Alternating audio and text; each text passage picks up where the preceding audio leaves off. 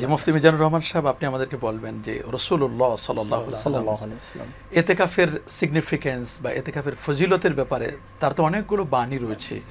যেমন একটি জাইয়দ সনদে ইমাম তবরানী রহমতুল্লাহ আল মুজামুল কাবিল তবরানীর মধ্যে বলেছেন, মান ইতিকাফা ইয়াওমান ইবতিগাআন লিওয়াজহিল্লাহি তাবারাক ওয়া তাআলা, যে ব্যক্তি আল্লাহ পাকের সন্তুষ্টি লক্ষ্যে একদিন ইতিকাফ করবে, ওই লোকের মাঝে এবং জাহান্নামের মাঝে ৩ খন্দকের দূরত্ব আল্লাহ তাআলা তৈরি করে দিবেন।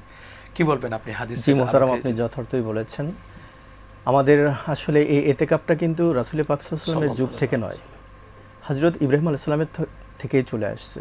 সূরা বাকারায় ১২৫ নম্বর আয়াতে রব্বুল আলামিন বলেছেন, ওয়া আহিদিনা ইলা ইব্রাহিমা ওয়া ইসমাঈল আন তাহহিরা বাইতিয়া লিত-তাইফিনা ওয়াল আকিফিনা ওয়ার রুকআইস সুজুদ।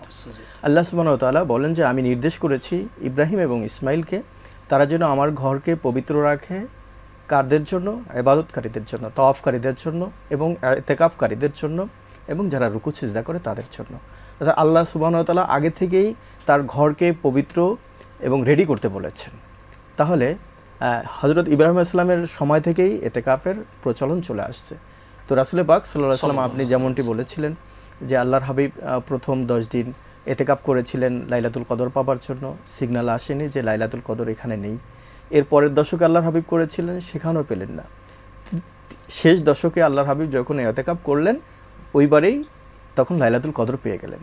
তো এজন্য আল্লাহর হাবিব লাইলাতুল কদর পাওয়ার জন্য বিশেষ করে এই আমলটা করতেন। আর এটা হচ্ছে আমাদের সবার জন্য সুন্নাতে মুআক্কাদা আলাল কিফায়া।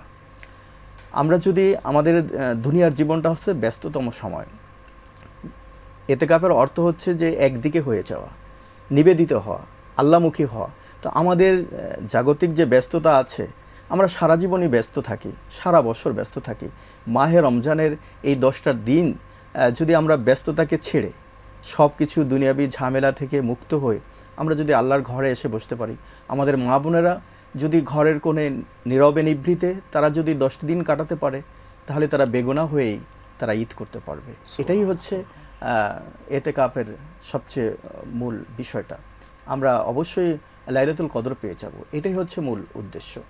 আর আসলে আমাদের জীবনের কিছু সময় আল্লাহর জন্য নিবেদন করা উচিত। একেবারে নীরবে নিভৃতে আমরা সময় পাই না, আমরা সবাই বিভিন্ন পেশায় ব্যস্ত, বিভিন্ন জিনিস নিয়ে ব্যস্ত থাকি। তো দুনিয়ার সকল ঝামেলা থেকে যদি আমরা মুক্ত হয়ে কিছুটা সময় যদি আল্লাহর জন্য নিজেকে সঁপে দিতে পারি, এটা আমাদের জন্য কল্যাণকর হবে। মোহতারাম, একটা বিষয় আমরা বুঝতে পারি যে ইতিকাফের ব্যক্তি মুতাকাফিন তারা এরকম উদাহরণ যে ওই বান্দা কিন্তু আল্লাহকে ছাড়তে চাচ্ছেন না, ছোড় বান্দা। সে এমন আবেদন করছে যে আল্লাহ, আমি যে তোমার ঘরে এসে গেছি, ওই মা বোন সে যে বলছে, বান্দি যে বলছে যে আমি ঘরের এক কোণে ঢুকে গেছি, আমাকে যদি তুমি ক্ষমা না করো আমি এ পর্যন্ত বের হব। তার মানে আল মুতাকিফু ইয়াতাকিফু আনিস জন্য পাপ থেকে বেঁচে থাকে, লাইলাতুল কদর পাওয়া তার জন্য সহজ হয়েছে। ধন্যবাদ আপনাকে।